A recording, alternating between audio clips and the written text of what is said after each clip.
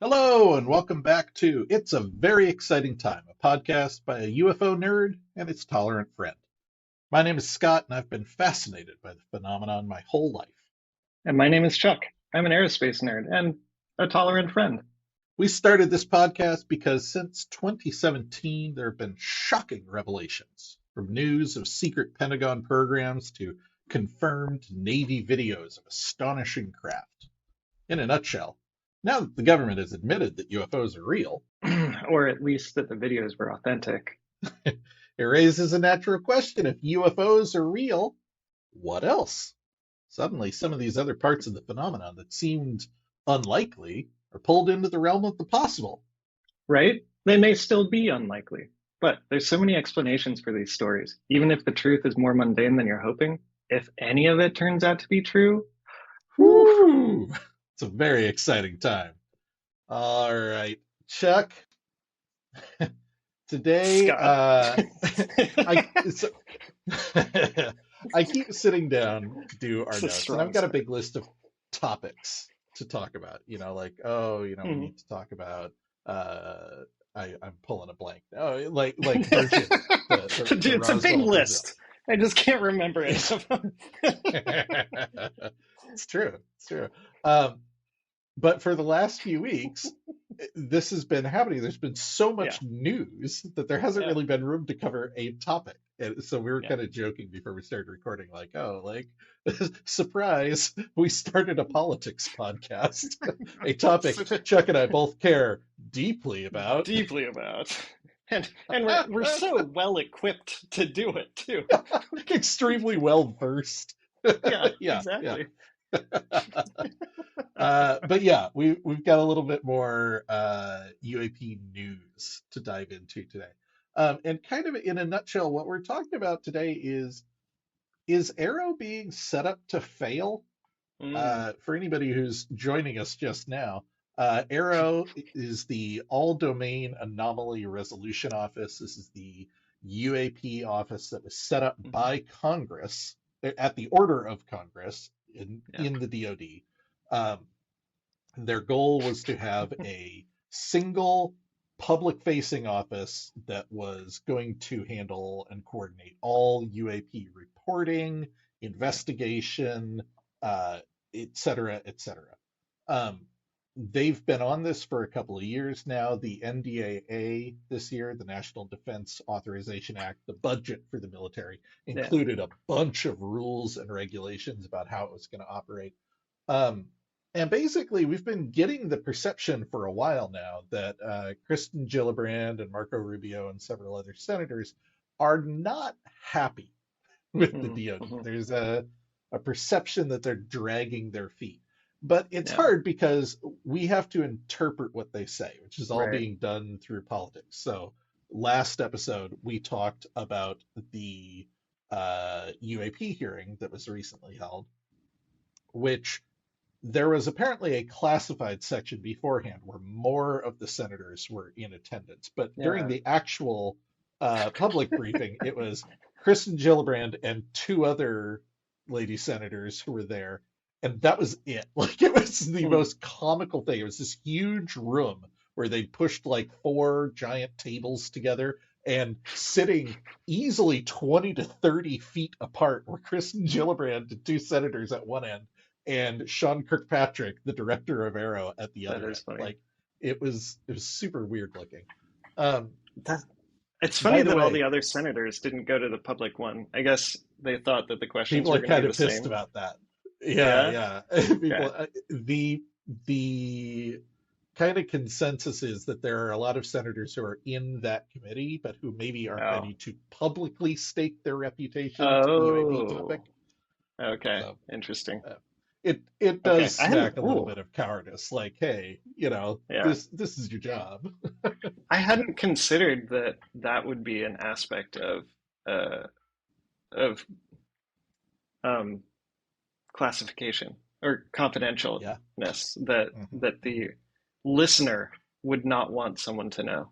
I always think about the speaker not Yeah. wanting people to know, not the other way around. No, Cool. 100%. Yeah. Makes It, sense. it kind of works both ways. Uh, By the way, Kirsten Gillibrand, we always joke about Chris Mellon being UFO daddy. I think Kristen Gillibrand is angling to become UFO mommy.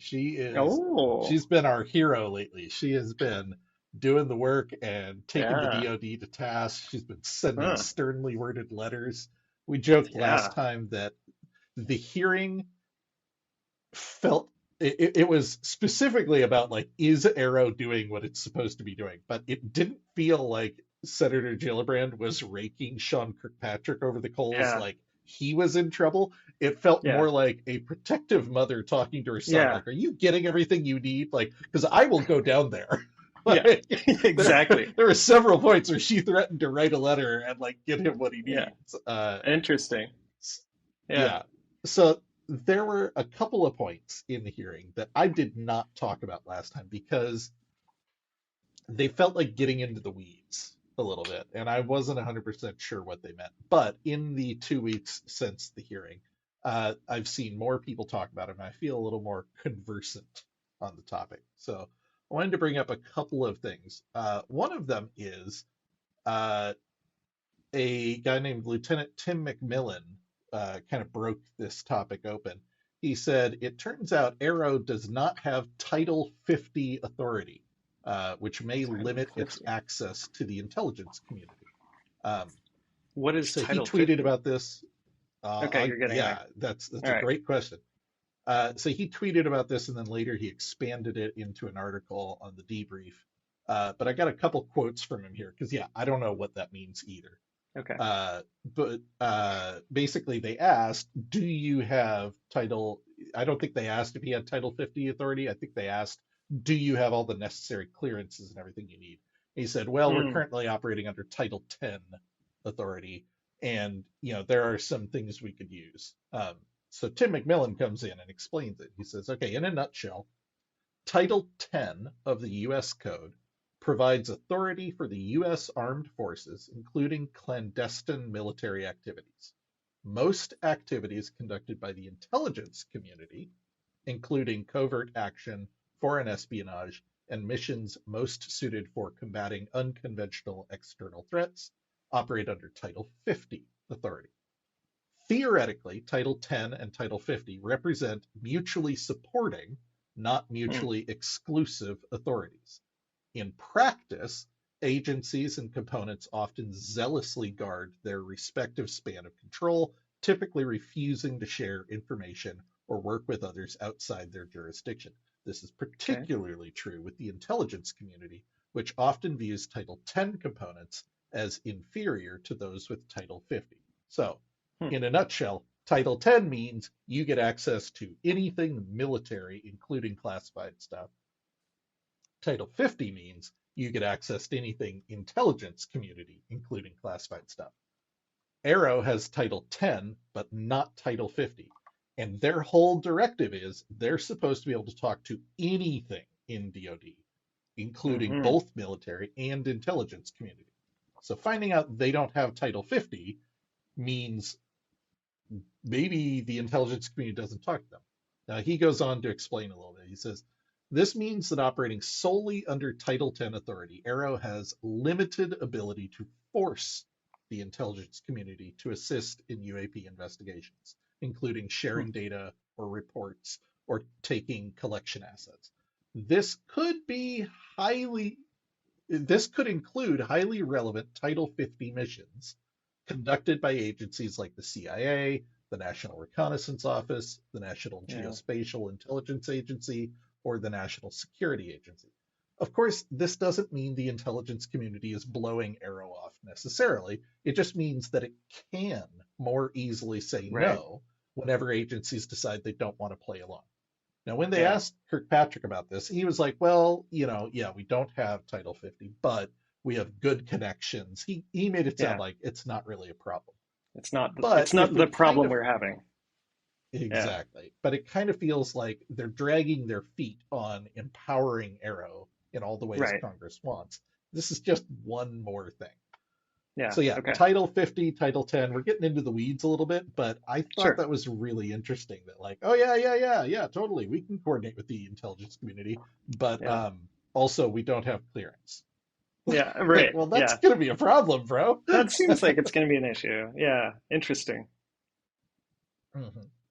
Okay. Now, Huh. the other thing is, and this is really getting into the political weeds, it looks like AARO may be facing some administrative obstacles or even sabotage. Um, What? Okay. yeah, so this is a little complicated, but bear It's with getting me here. fun. Um, so Kirkpatrick said that AARO has submitted a number of public engagement recommendations, as well as their own website, which is supposed to allow whistleblowers to get in contact with them via secure Yeah. means. And these were all waiting for approval. In the case of the website, he Oh, specified they had submitted the website before Christmas, which means it has been awaiting approval for something like 4 or 5 months at the yeah. time of the hearing. Right. Um, there are concerns that AARO currently in the org chart reports to the Office of the Undersecretary of Defense, I&S, which I think is intelligence and security or something like that. But anyway, a like sub branch of a sub branch of the Okay. Secretary of Defense chain of command, right? So they report to OUSD I&S. And there are concerns that that office is obstructing UAP efforts. The former director of defense intelligence for that office, a guy named Gary Reed, was investigated for numerous accusations of misconduct, including Oh. Lou Elizondo filing a complaint to the DoD Inspector General Office accusing Reed of retaliation against him and intentional Oh. obfuscation of the UAP topic. Okay. Reed was later removed from his position and reassigned.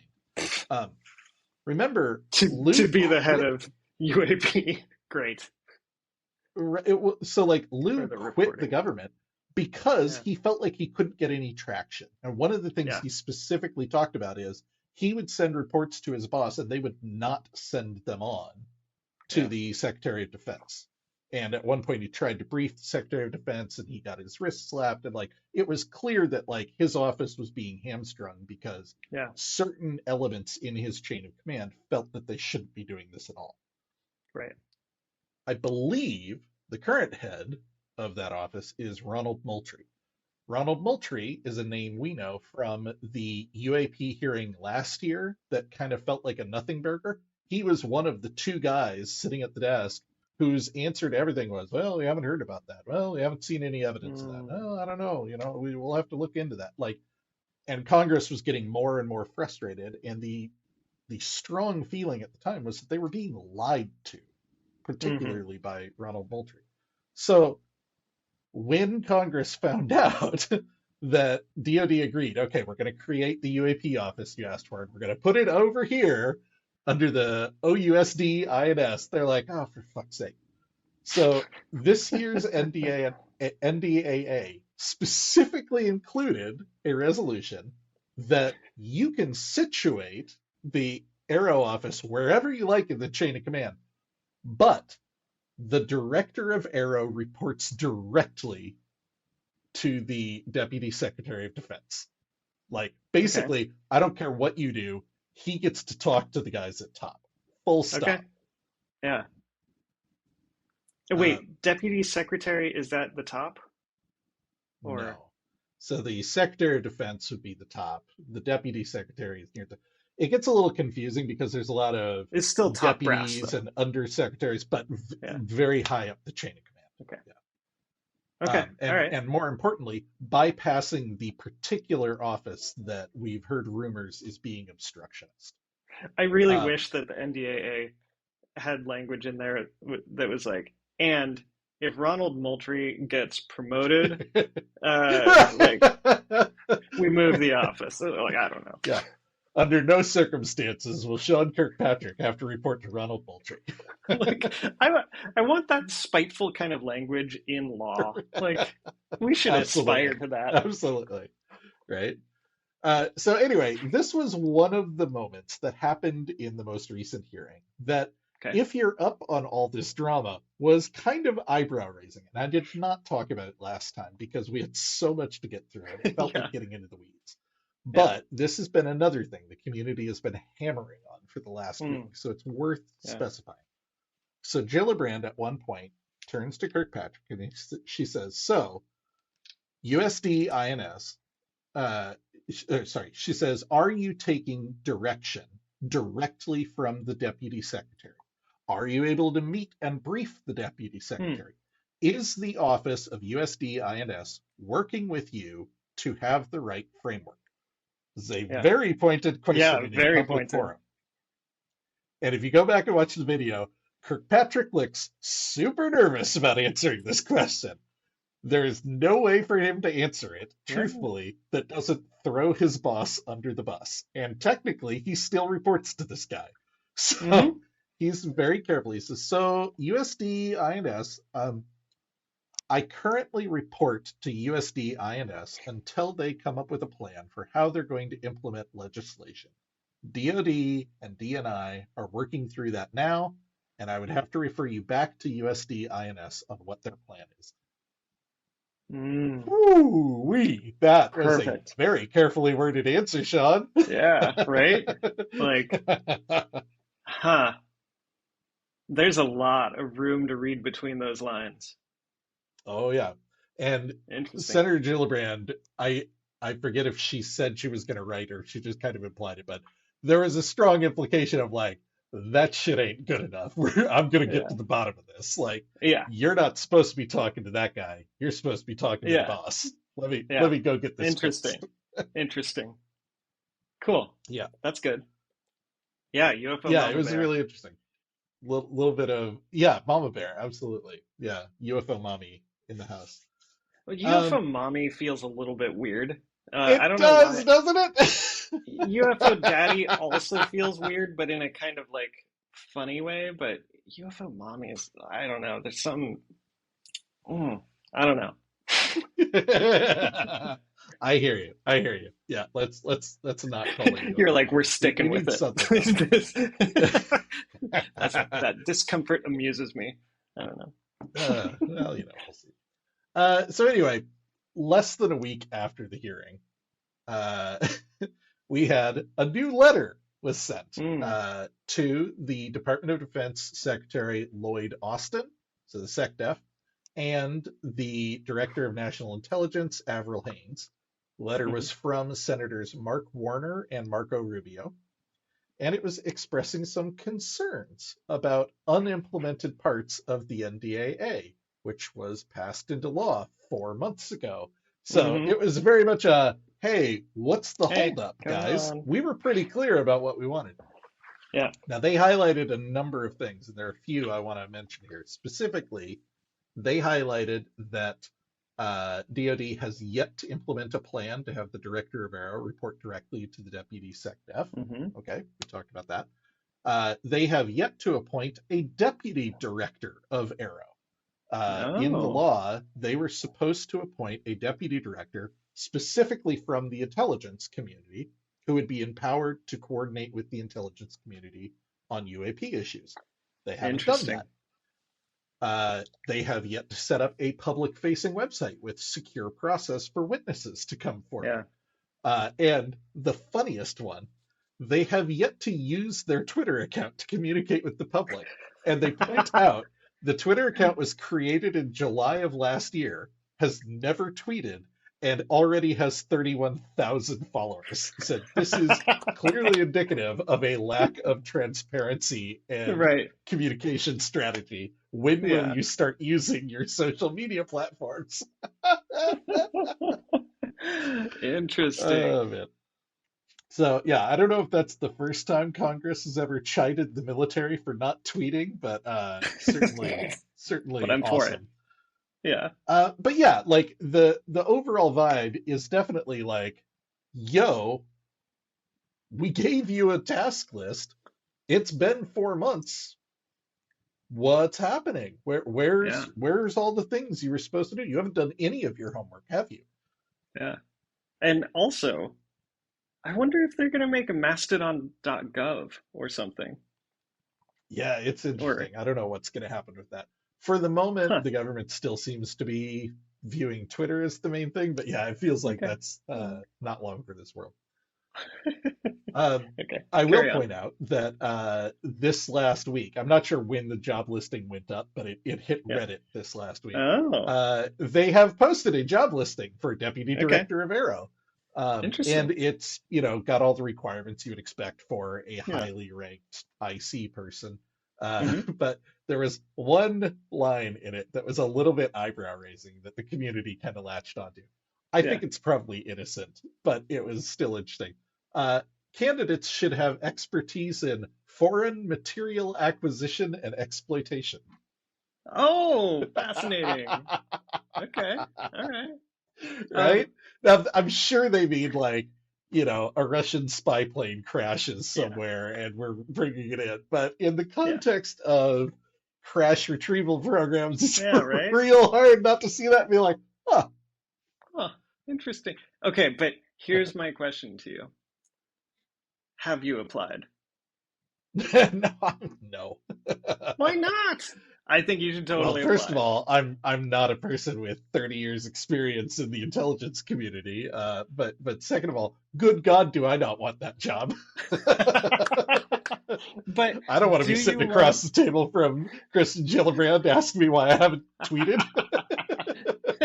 I mean, you'd be fine at that part.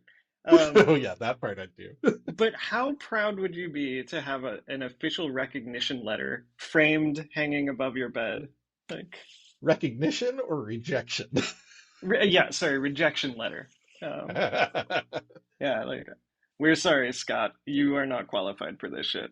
Like, I don't know. You're reminding me of there was a famous letter that was circulating around on the internet a few years ago that was some guy kept sending submissions to the like Smithsonian for like things that he dug up in his yard, and he was like, "Oh, I found this dinosaur bone," and they'd have to write back like, "Sir, this is clearly a Barbie doll," But this one letter was written after he has clearly sent many, many Yeah. submissions, and at this point, he has fans in the department, and they're like, we're currently campaigning our boss to get him to pay for your plane ticket to come out here and explain to us your theories on spontaneous plasticization of dinosaur bones. Like, we can't wait to see you in person.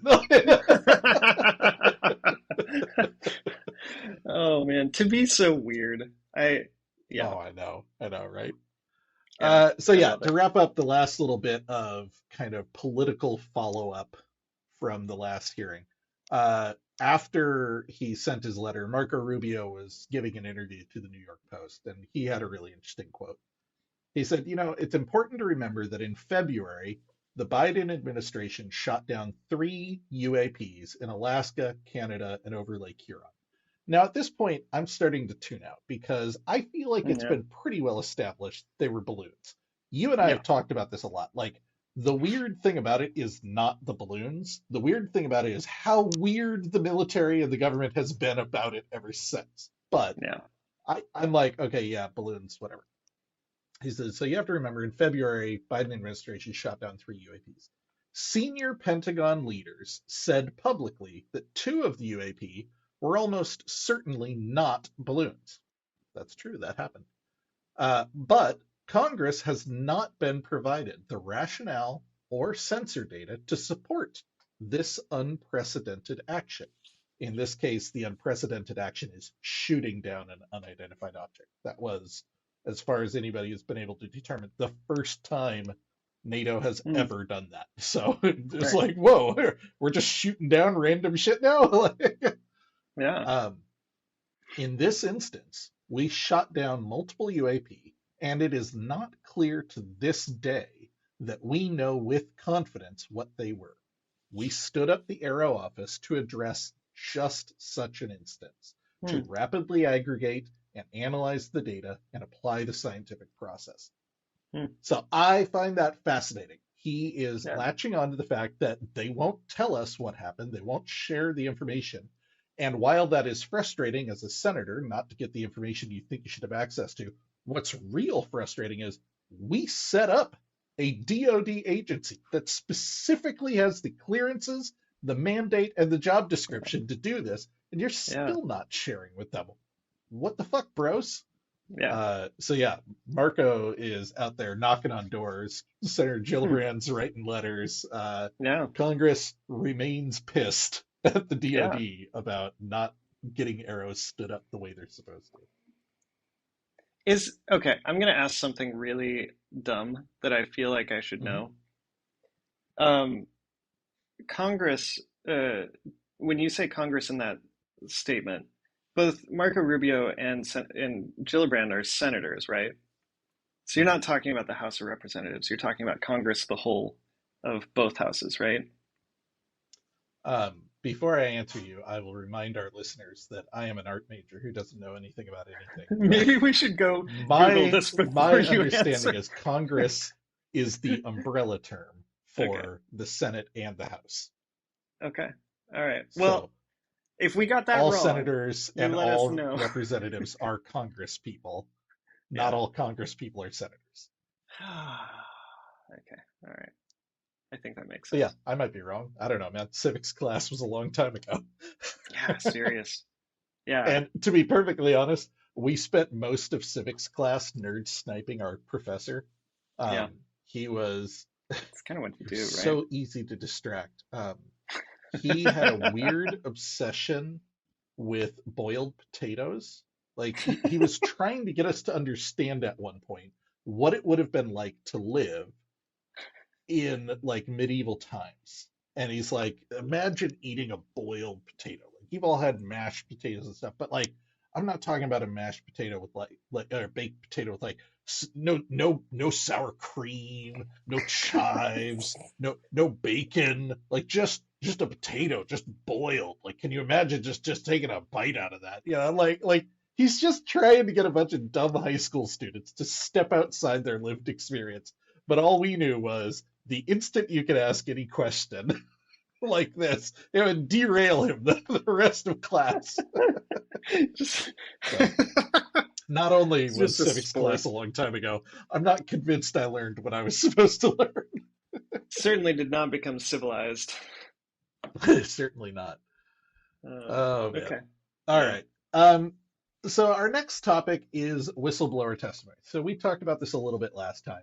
Um, we are hearing a lot of reports about whistleblower testimony. And the one Okay. thing I kind of hesitated with bringing it up is so far it's all like person X said, yes, I know some people who've testified, and like, okay, well, do we trust person X? I don't know. Like, we're not hearing any official confirmation. Mm. Um, but in the hearing, excuse me, when Kirkpatrick was asked about the public facing website to allow whistleblowers to come up, we got a teeny bit of insight, which is he said, it's not up, but I want to thank Congress for referring witnesses to Mm. us. Hmm. And I would ask you to Yeah. continue doing that until our Yeah. web portal is set up. So Yeah. we know that they have been interviewing witnesses. We've now Yeah. heard Right. that from Kirkpatrick himself. We know that Congress has been referring those witnesses. Right. We can So also infer that's, yeah, that DoD has not. Well, maybe we can't infer, but maybe. But yeah, so that was the first kind of official confirmation. Before that, it was all kind of word of mouth. So a couple of things happened in the last 2 weeks that were really interesting with regards to mm, whistleblowers. First of all, Senator Gillibrand, after the UAP hearing, gave a really interesting interview. And at one point, she was asked if she was surprised that whistleblowers still fear retribution despite the protections that yeah. the NDAA offers. And she replied, no, I'm not surprised. And AARO is here to assure them that they cannot be retaliated against by law. And if they still fear retaliation, they should reach out to my office because Mm. we can make sure that they get interviewed by Dr. Kirkpatrick. We can make sure that they can submit any of Nice. their data or information in a confidential way. We can do everything possible to make sure that they can be heard and protected at the same time. We have the ability to take classified information. We have the Yeah. ability to talk in classified settings so they're not breaking their classification Yeah. NDAs. And we can make sure there's a setting, a SCIF or a top secret setting where they can Yeah. give their testimony. We will That makes not sense. allow them to be harmed. It Yeah, does make sense, but it is really interesting that Senator Gillibrand stepped out and said, "You can come straight to me if yeah, you're right." yeah. Do you think when she's saying her office, do you think that she's saying literally like the office that she oversees, or is she talking about Congress in general as her No, office? she's literally talking about Okay, the office of Senator Gillibrand. She gave okay, out an email address that was like yeah. at her domain and everything. Yeah. I mean, it makes a lot of Um, sense that yeah. her office has had more years under its belt, and they would have. I, yeah, that makes a lot of sense to me. I'm not sure I buy you that a new DoD office wouldn't have access to secure facilities and They procedures, should. but yes, I agree that it makes sense that she has it. What I think is interesting is she did not say, "Hey, get in touch with me and I will refer you to Sean Kirkpatrick and he'll Yeah, take yeah, care of yeah. the security." She said, It's like "We have the facilities. You come talk to us.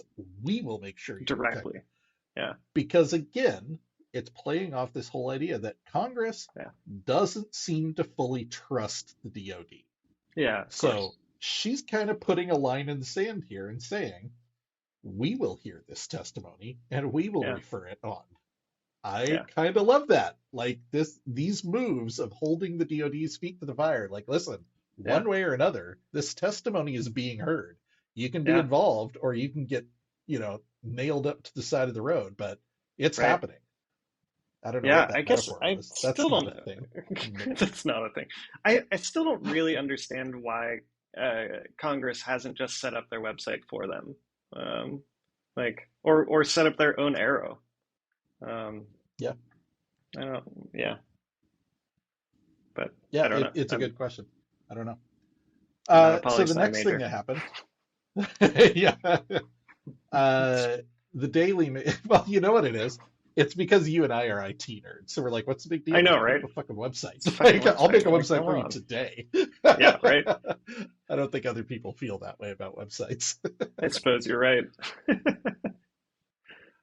So yeah, the next thing that happened is the Daily Mail put out a story. So we talked a few weeks ago, by the way, about whether sources were believable Yeah, or not, and we yeah, talked about Liberation Times being yeah, a source that we hadn't heard of, but that people are talking about being kind of authoritative. So we got a little bit of information. We now trust the yeah. Liberation Times, at the very least, based on the track record of the things they're reporting turning out to be true. Okay, The Daily Mail is a big newspaper with a middling reputation.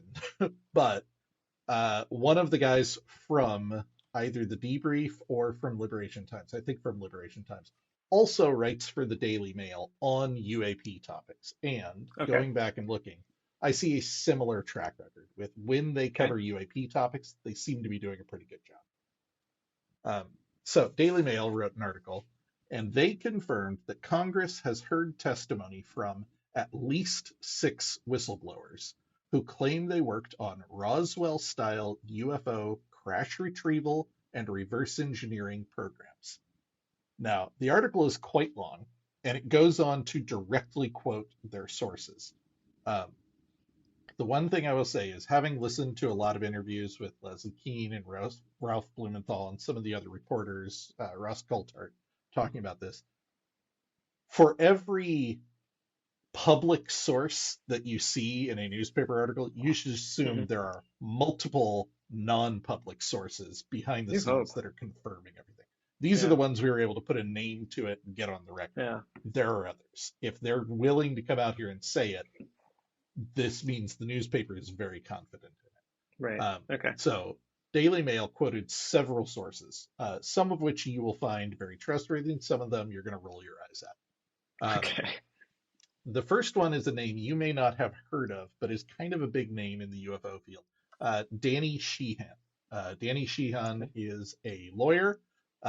He has worked all kinds of places. He is one of the most visually distinctive guys you'll ever see. He has this like shockingly white head of curly hair. Just very, very distinctive looking gentleman. Ooh, yeah. He is at the moment the lawyer for Lou Elizondo, among Okay. others. He has been tied up in the UFO program for a while. He has a story about going to one of the big archives. I can't remember if it was like the Vatican archives or like the government archives, but like seeing photos of UFOs that weren't public and like sneaking out some information about it. So all of that is to say he's not a Nice. Johnny come lately in the field. Danny Sheehan is a name that we have heard repeatedly. Um, Yeah.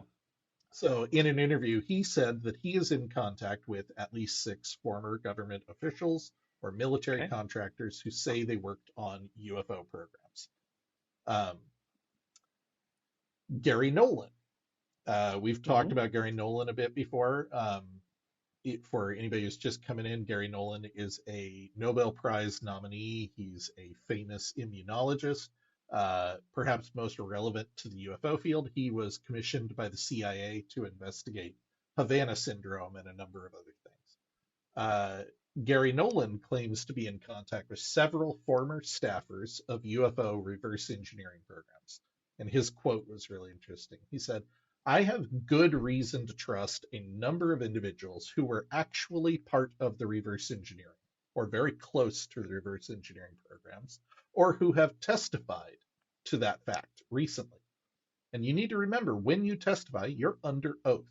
So these people are putting their careers at risk by breaking one oath of secrecy and taking another one. Hmm. Um, I That's think an that's a interesting really phrase. interesting detail.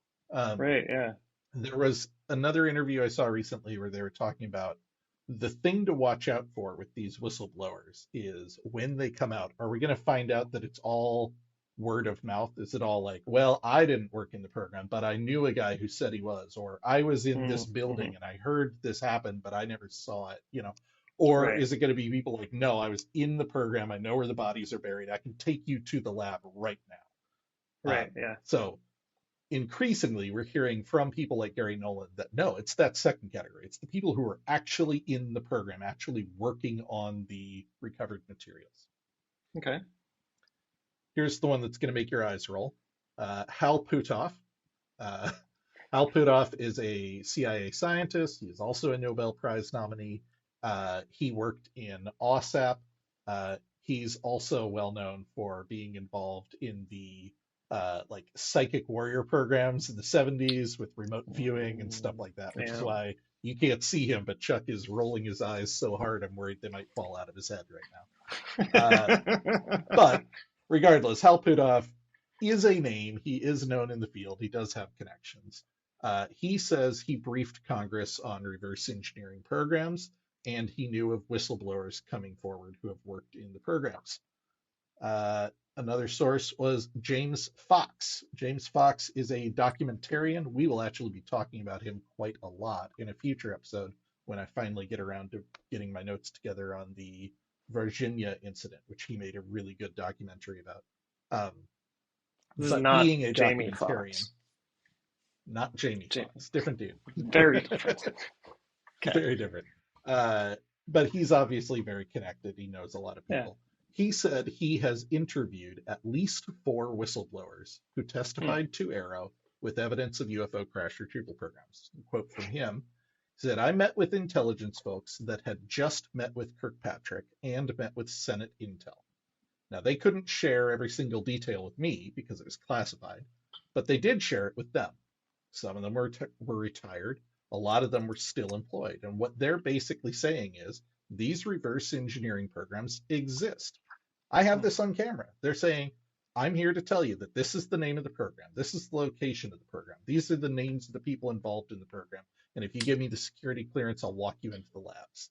Hmm. He said, that's happening right now in Washington, D.C. I've seen the photographs of these guys' credentials, more than 3, and they are telling me about their friends who are also testifying.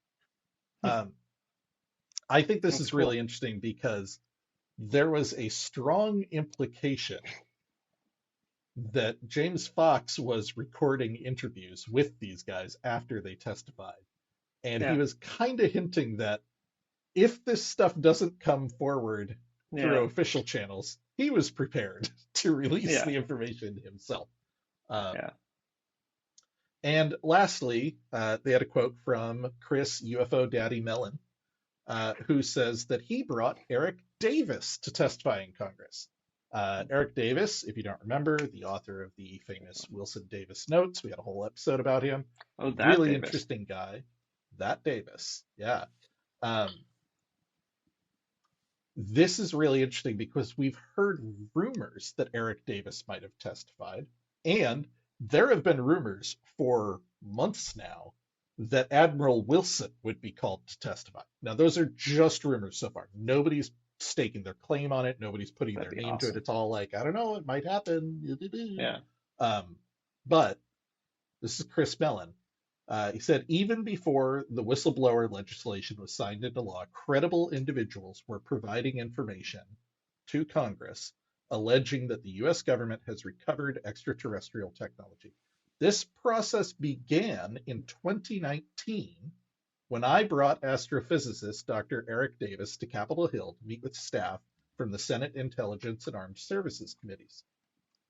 Dr. Davis, the author of the famous Wilson Davis memo, provided specific information lending credence to sensational reports that an official U.S. government program is actively seeking to exploit recovered technology that was fashioned by some other species or perhaps advanced AI machines. Mm.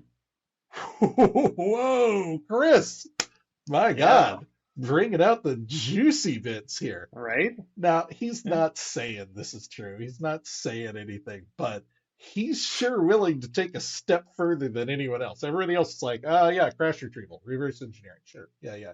Chris is like extraterrestrial, non-human intelligence, AI. I was there on day one. Eric Davis, the Wilson Davis notes. Like, like he's putting it all out there.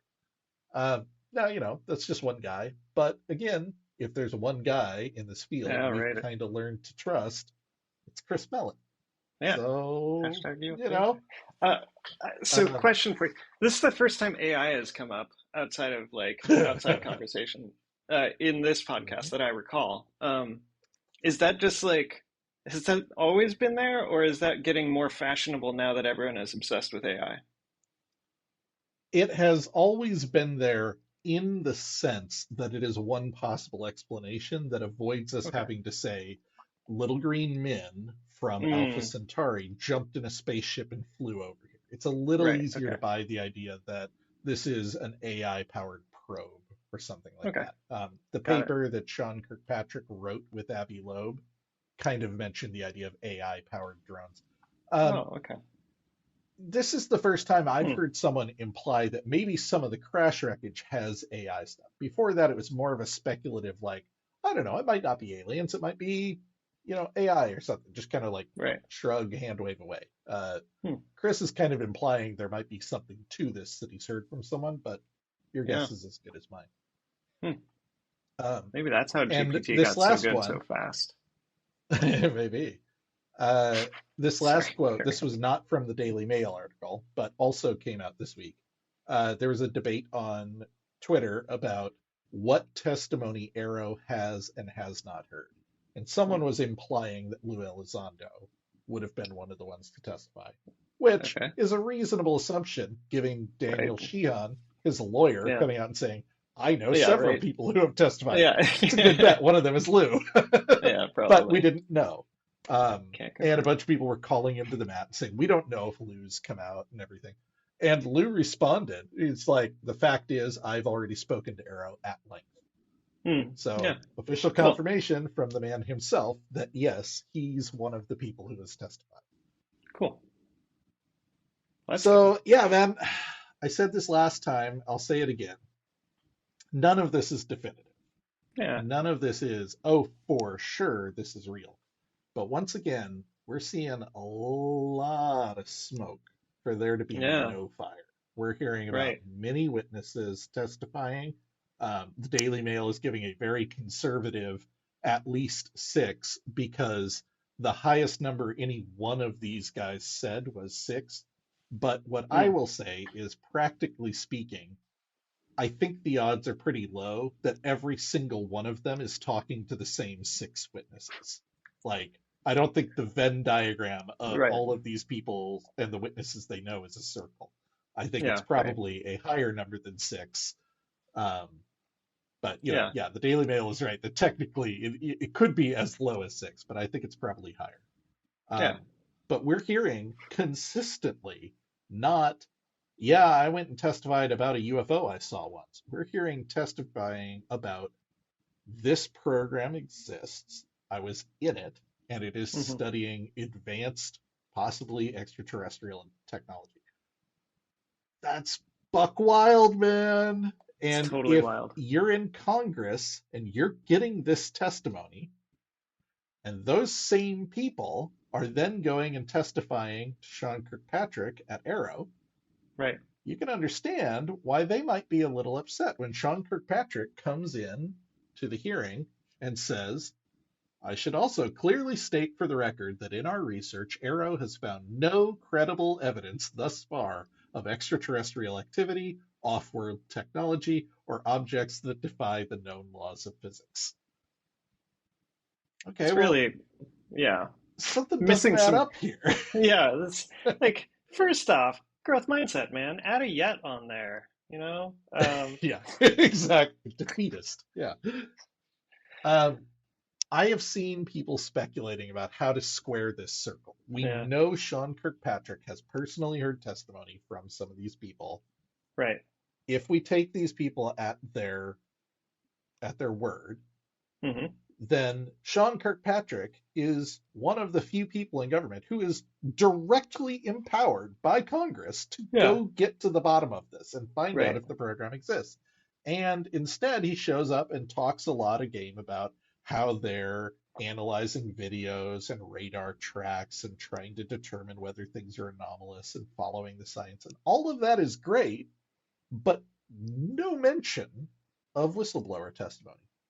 Right. And the one answer that I heard to this that I think is possibly compelling is Dr. Kirkpatrick talks a lot about science, the scientific method, the proper way to do things. We don't do Right. this through social media posts and blog posts. We Right. follow the science. We do peer-reviewed stuff. Maybe he doesn't consider whistleblower testimony to be scientific evidence. Yeah, I wouldn't. Not unless we can actually go there and really confirm it. But Yeah. yeah. Now, I'm I I admit I set you up a little bit here because yeah, on paper that doesn't sound unreasonable. But I got a few quotes here from people over the last two Okay. weeks talking about why it bothers them Okay. that it Cool. Bring it on. looks like Sean Kirkpatrick is dismissing testimony Mm, from witnesses and whistleblowers. okay. Uh, First up, we got Chris UFO Daddy Mellon back on April 27th. So this is right after the hearing, like the next day. Okay. He's clearly Yeah. upset. He says, unlike Dr. Kirkpatrick, I find the testimony of U.S. military personnel in the Nimitz case perfectly credible evidence of aeronautical technology that defies our present understanding. It's not proof of ET, but it is certainly credible and remains unexplained. Hmm. All right, good point. The Nimitz is certainly one of the cases that AARO Yeah. has access to. Like Congress keeps pushing them to take the date that they consider the start of the investigation back further. But even with their date of 1996 that we saw on the slide, that still would easily include the Nimitz encounter, which was in November of Yeah. 2004. Okay. So if the Nimitz encounter is in the data set, I mean, okay. Have they found some Uh, other way to explain the or are the they objects dismissing the defying physics? testimony? Well, Right? and Exactly. dismissing There's an the open radar question. reports and like dismissing all Mm-hmm. the other stuff too? Yeah, I don't know. Interesting. And Okay. Chris Mellon wasn't done. A few days later, on May 1st, he came back and gave a longer Twitter thread, kind of hammering the point home. He said, look, although what really happened in the Nimitz incident is, and perhaps never will be resolved with much confidence, for Dr. Kirkpatrick to go so far as to claim that there is no credible evidence of objects that defy the known laws of physics is disingenuous at best. Yeah. Corroborating reports from multiple serious military witnesses are not proof, but they are absolutely credible evidence. Yeah. Now, Gary Nolan actually responded to this thread. Remember, Gary Nolan is a very well-respected scientist himself. Yeah. He says, anecdotal evidence by credible witnesses, especially when they describe similar observations, is data. Some of the most important Yeah. discoveries in the history of science were not observed under controlled laboratory conditions. They are what one would call, at least, preliminary data that set the tableau for hypotheses and replicable testing. I like Yeah. that answer. Yeah. And someone comes in and responds and says, okay, sure, technically anecdotes are data, but are they credible evidence of aliens? First of all, Oh, that's not straw what we're man talking alert. about. That's not what Gary Nolan said, but whatever. Yeah. Uh, but are they credible evidence of aliens? Extraordinary claims require extraordinary evidence, and Hmm. stories are not extraordinary. If Hmm. you're not Hmm. familiar with this claim, by the way, extraordinary claims require extraordinary evidence is Carl Sagan back on his Okay. show. And That's good. it was him directly responding to UFO reports. And he was very Interesting. dismissive of the whole topic. And this quote has hounded the community the whole time because it's kind of put the community on the defensive of, if you're going to come out and say it's aliens, you better have some extraordinary evidence. It's like, why is the burden of proof on us if we have a reasonable hypothesis? So Gary Nolan came Yeah. back and responded to that dude, and he just absolutely knocked him to the ground. He said, listen, science doesn't care whether the claim is extraordinary or not. It simply arbitrates if the evidence is sufficient.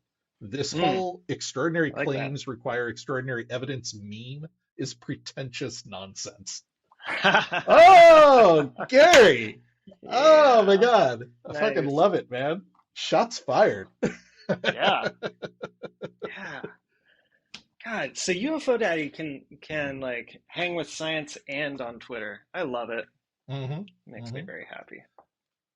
Yeah. So all of that is to say, to circle back to your point about like, are eyewitness accounts from credible observers evidence? There is room for Dr. Kirkpatrick to come down on the other side of this and say, no, that doesn't qualify.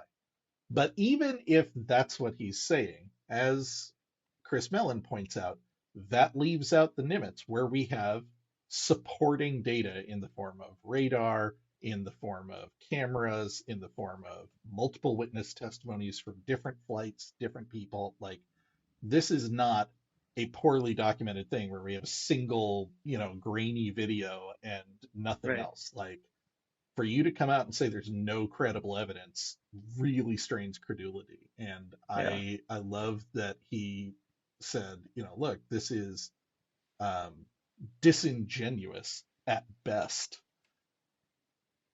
The kind of best analysis I've seen of this is Dr. Kirkpatrick is in kind of an impossible spot. He is a scientist Sure. by trade and by practice. That's his background, that's his training.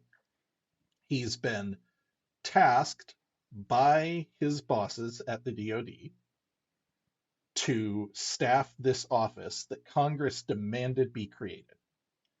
The office is deliberately underfunded, Right. understaffed, under-resourced. The office is not put in the reporting structure it's supposed to be put in.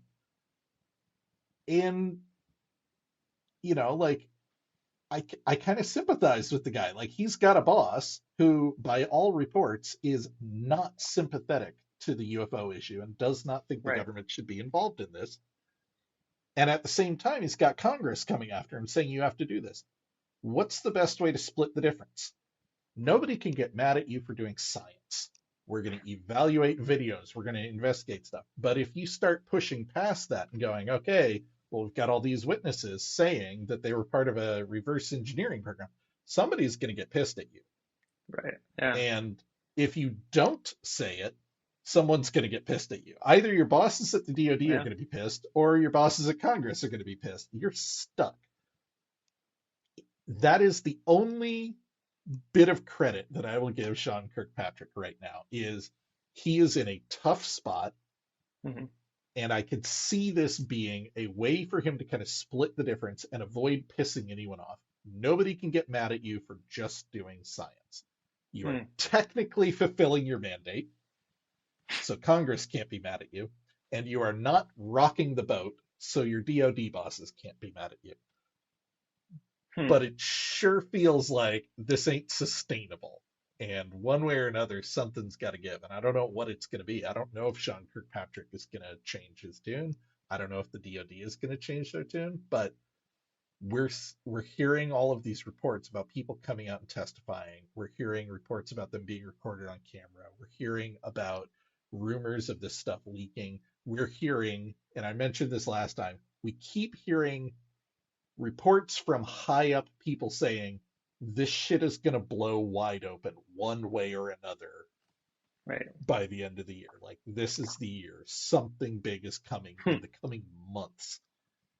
Okay. None of this is definitive. None of this is like, oh man, we know for a fact, but good Lord, like, you know how you can kind of sense when you come into a room after there's been a fight, like there's still tension in the air. Like, that's what this feels like. There is pressure building here. And something's going to happen with that pressure. And I don't know what it's going to be. I hope it's some form of disclosure, but all I know is it can't keep going like this, man. Right. Yeah. Interesting. All I want to say is woo, but well, I've got a setup for you. If you have any like last thoughts on Congress and AARO and whistleblowers and stuff, that's fine. But I've got a little wrapper for us. Okay, I've got one niblet here. What if two actually. So what if Kirkpatrick hasn't gotten to Nimitz yet?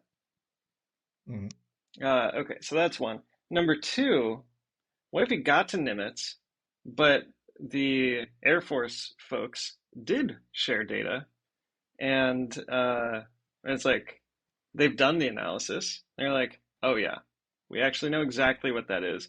But someone cherry-picked just the right footage from just the right sensors to make it look funny. Or even he did dig into it and found out it's a Black Ops program, and he's not allowed to admit it exists. There are possible answers here for sure. I think you hit the nail on the head earlier when you said the thing that is pissing people off is, he says, there is no credible evidence. He doesn't say we have yet to find any credible evidence. He doesn't say yet. And given that he admitted later that they, out of 600 cases, they have started investigating 30 and have resolved a handful, I think that yet is kind of a key detail. Right? It's a pretty important one. Right. And I'm sure, like, he's a high-ranking official. He chose his words. Okay. Cool. Let's carry on. So closing thoughts.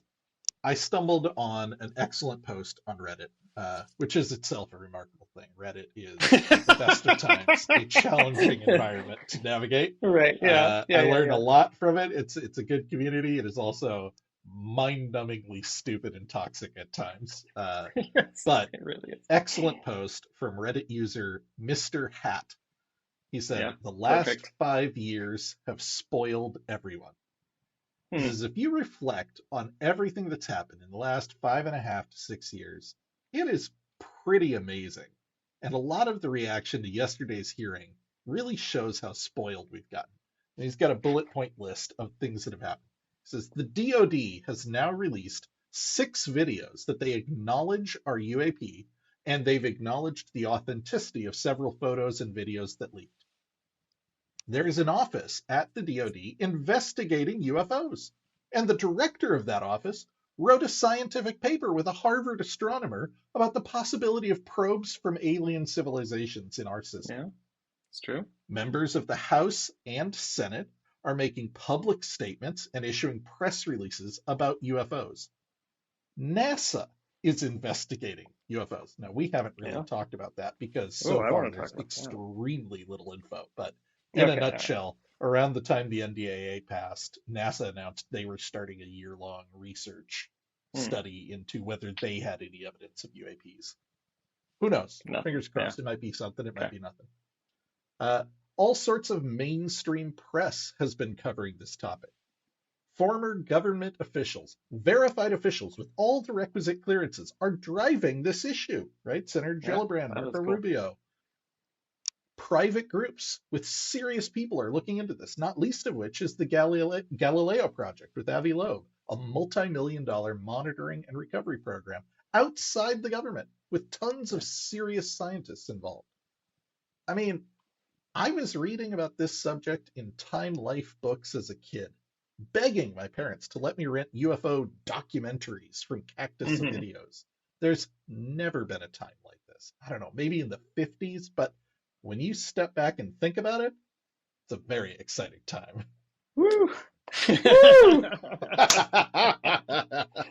Oh, Mr. Hat. I'm so grateful to you, Mr. Hat. You nailed it. You nailed the vibe of our whole journey here. There are times where this is frustrating. There are times where I wish more was happening, but also there's so much news that I'm not able to get to the historical cases that I want to talk to you about because every Yeah. 2 weeks there's so much stuff to talk about. We've been talking about this for an hour now, and all of Yeah. this was just reaction to what happened in the hearing A 2 weeks week. ago Yeah. that we already That's talked crazy. about. Yeah. Yeah, Yeah. It is crazy. It's a it golden is age. crazy. It is. It really is. It is absolutely mind numbing. And I was telling someone else about this recently, like just like Mr. Hat, like I grew up reading UFO books, and Hmm. in the 90s when I was doing this, like it was nothing. Like it was Hmm. a very fringe topic. Like the government Yeah. was very clear. UFOs are not real. They are a subject of ridicule. Blue Yeah. Book had come out and said this is not worth investigating. The government will never do a UFO study again. And it was Yeah. like that for 30 years, like just nothing. And then Yeah. all of a sudden, 2017, oh, it turns out Harry Reid had a multi-million-dollar DoD contract to investigate UFOs. It turns out they never stopped looking. And oh, hey, by the way, there was this weird Tic Tac incident. And oh, hey, by the way, we're creating a UFO office. And oh, hey, Hmm. Biden shot down a bunch of UAPs. Like, what is happening? We're Yeah. kind of like the frog in the pot, right? Like it's boiled around us, but this is buck wild. The pace that this stuff is going at Yeah. is absolutely bonkers. Huh. Yeah, it's a very exciting time. That's a very exciting time. Oh man, Chuck, thank you so much for talking to me, man. This was a Yeah. blast. And as always, my wife thanks you for talking to me about UFOs, so she doesn't have to.